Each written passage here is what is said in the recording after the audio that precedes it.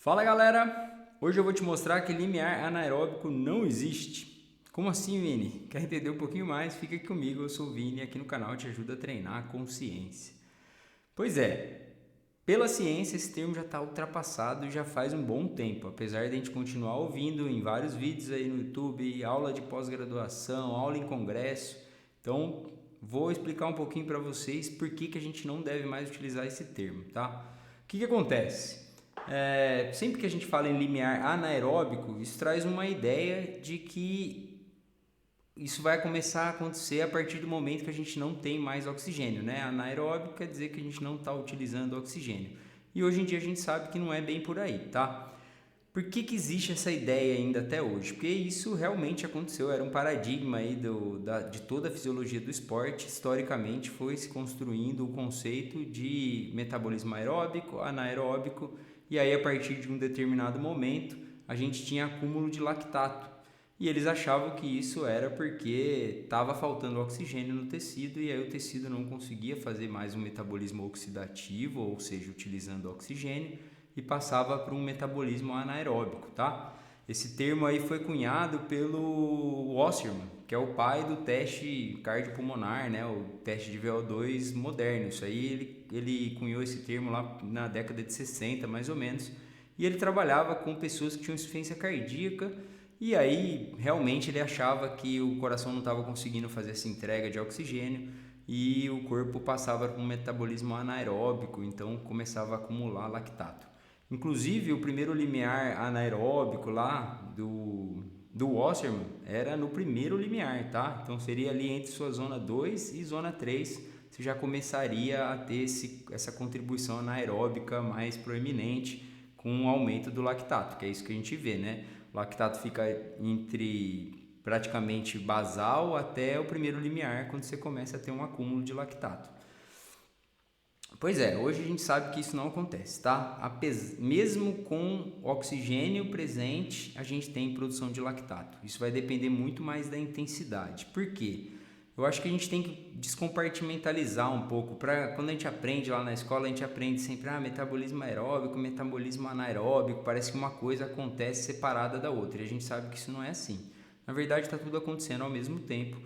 E quando a gente pensa no uso de carboidrato como fonte de energia, uma coisa tem que acontecer antes da outra. Então hoje a gente sabe que para você utilizar a glicose lá na sua mitocôndria, que é oxidativo, com o uso de oxigênio, você tem que quebrá-la no meio. Então a gente precisa fazer a glicólise e aí sim a gente vai entrar no ciclo de Krebs lá na mitocôndria para gerar muito ATP.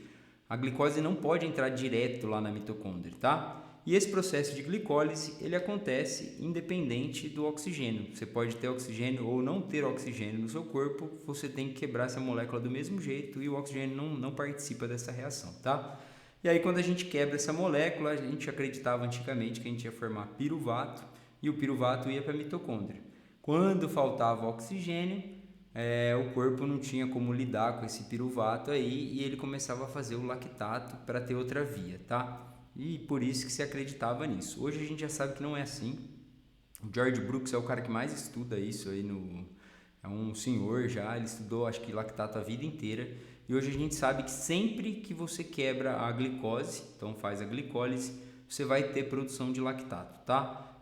Por que isso? Porque quando a gente aumenta a intensidade da atividade física, o que está acontecendo na verdade é a gente está recrutando mais fibras do tipo 2. E essas fibras são mais glicolíticas, ou seja, elas têm menos mitocôndria.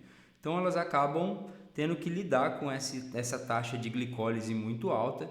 Se você não formar lactato, a gente tem que parar a glicólise, tá? Eu explico isso em outro vídeo, mas a questão é que a gente usa uma moléculazinha que chama NAD para ligar ela com um H+ durante a glicólise e esse NAD tem que ser regenerado. Então, quem vai fazer isso é a formação de lactato. O lactato vai pegar o hidrogênio e aí o NAD está liberado de novo para continuar fazendo glicólise. Então, conforme você aumenta a intensidade da atividade física, você tem um nível de glicólise muito alto e o corpo precisa formar lactato. Então, sempre que a gente usa carboidrato como fonte de energia, a gente forma lactato. Inclusive é por isso que quando a gente mede o lactato aqui no dedo, na orelha, em repouso, você vai ver que você vai ter uma taxa ali de 0,8, 1, às vezes até um pouquinho mais, 1,2 milimol por ml de lactato, tá? Então a gente tem lactato realmente no corpo, mesmo em repouso, porque a glicólise está acontecendo. E quando a gente começa a aumentar muito essa formação de lactato, o que acontece? Essas fibras tipo 2, elas vão exportar esse lactato. Já que ela não tem mitocôndria para continuar ali oxidativamente, ela exporta esse lactato e outras células vão utilizar. Quem que vai utilizar? Provavelmente a fibra tipo 1, que está logo ali do lado, que é uma fibra que tem muito mais mitocôndria, então ela dá conta de usar, e aí ela pode transformar isso em piruvato de novo e reutilizar oxidativamente. Mas hoje já se sabe que o lactato pode ser metabolizado nessa fibra lá dentro da mitocôndria também de maneira oxidativa. Outra coisa que a gente faz, começa a exportar para o sangue e aí o sangue começa a levar para o resto do corpo. Então, nosso coração usa lactato, nosso cérebro usa lactato, vários outros órgãos conseguem utilizar isso. Se a gente pensar que é uma molécula que ainda tem energia, quebrou a glicose no meio, tem 3 carbonos para cada lado, ligações de carbono geram energia para o nosso corpo, tá? E lá no nosso fígado, isso pode ser convertido de novo em glicose, tá? Então isso a gente chama de ciclo de Corey, e aí o fígado consegue colocar açúcar na nossa corrente sanguínea, na nossa glicemia, e redistribuir isso para o corpo. Quem estiver precisando vai usar, geralmente são os músculos ativos. Então isso na verdade o lactato é uma super molécula energética que a gente pode exportar e usar ela em vários outros tecidos do corpo, tá? Mais uma coisa importante é que a gente perceberam que o lactato é uma molécula sinalizadora também. Então a gente pode ter mais adaptações quando a gente forma lactato, ela pode induzir maior biogênese mitocondrial, ele pode ser utilizado em outros tecidos até para melhorar. Hoje em dia está se usando para pacientes críticos em UTI, você pode dar lactato. Estão pesquisando também em caso de concussão. Então, se teve uma concussão, a gente sabe que tem um desbalanço energético naquela área que foi danificada do cérebro, e o lactato pode ser uma fonte de energia para melhorar esse desbalanço, tendo melhora da recuperação dessas pessoas.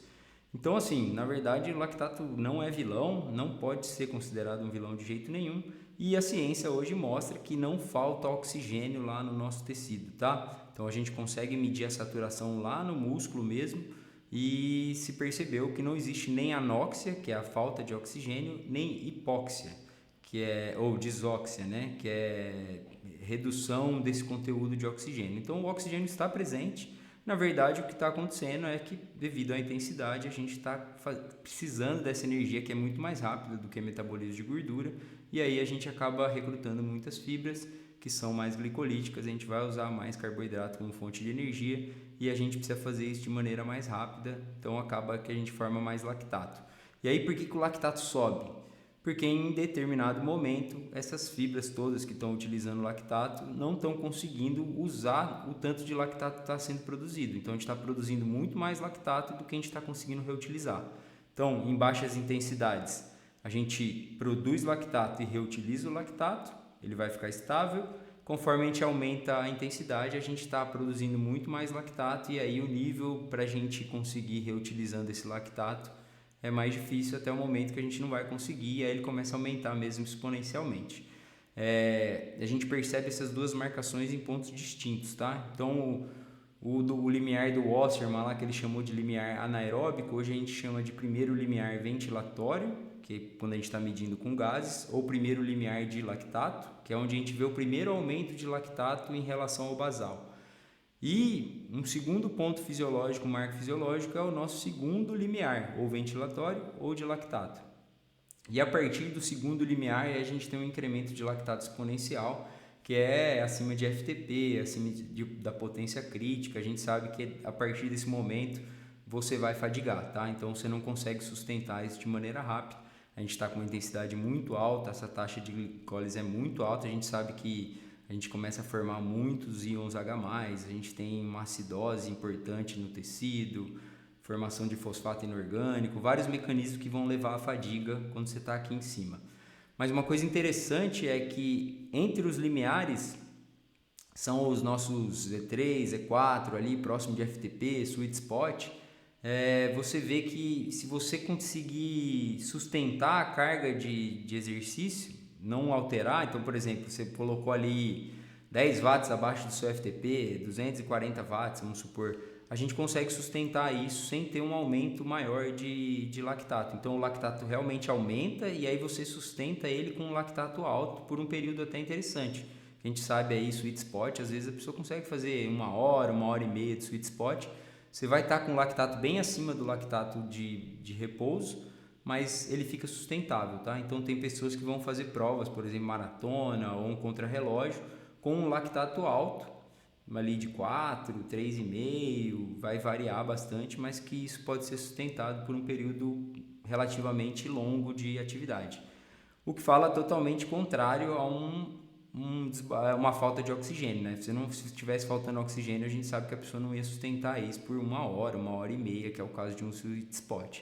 Então, assim, se você ouviu isso, se você continua usando esse termo, limiar anaeróbico deve ser excluído Tem um artigo muito legal que chama Limiar Anaeróbico, 50 anos de controvérsia, tá? Inclusive o George Brooks é um dos autores, eu vou deixar aqui para vocês.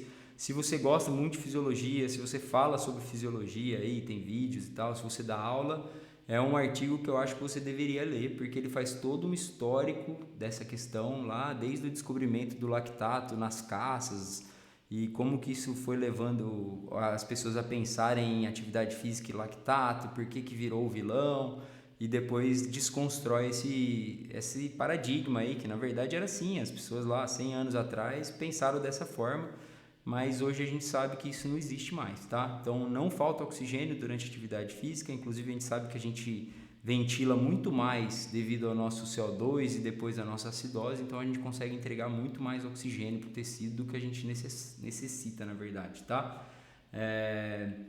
Geralmente em atletas, o que limita o nosso VO2 máximo é o nosso sistema cardiovascular, não o nosso sistema respiratório. Então a gente consegue entregar o tanto de gás que a gente precisa lá, o tanto de oxigênio que a gente precisa para utilizar, mas não necessariamente isso vai ser um fator limitante, tá? Talvez em atletas que têm uma capacidade cardiovascular exagerada, assim, os caras que têm um coração muito grande, aquela coisa que é 1 em 1000 lá, talvez os caras muito pro tour, talvez eles possam chegar no nível máximo ali de ventilação também, e aí poderia se pensar em treinar as duas coisas para ter uma melhora nessa questão também, tá? Isso não quer dizer que se a gente entregar mais oxigênio, a gente não tenha melhora, tá? Então uma coisa é falar não falta oxigênio, mas outra coisa é dizer que se você entregar mais, provavelmente sua mitocôndria consegue usar mais, tá? Então a gente tem um aparato de mitocôndria muito bom. Se a gente entregar mais oxigênio, a gente tem melhora de performance. Por isso que o doping clássico do esporte de endurance é a eritropoetina, que a gente aumenta a massa de hemoglobina e aí você consegue entregar mais oxigênio, tendo melhora de performance, tá? E é o que a gente busca com o treino também. A gente busca melhorar essa entrega de oxigênio, tanto com capilarização, aumentar nossos vasos sanguíneos para entregar mais oxigênio, aumentar nosso débito cardíaco e aí às vezes até a gente consegue elevar também nossa massa de hemoglobina, isso é variável geneticamente, mas a gente conseguir entregar mais, a gente tem melhora de performance, porque o nosso corpo é capaz de usar mais oxigênio. Então, essa diferença é importante, hein, gente? Não falta oxigênio, isso não quer dizer que se eu entregar mais oxigênio eu não vou ter melhora da minha performance, beleza? Conta aí pra mim se você ainda usa esse termo, limiar de lactato, e se você vai parar de usar ou não. Curtiu? Se inscreve aí no canal e vamos compartilhar esse vídeo para acabar com essa confusão aí de limiar de lactato da ciência do esporte. Valeu!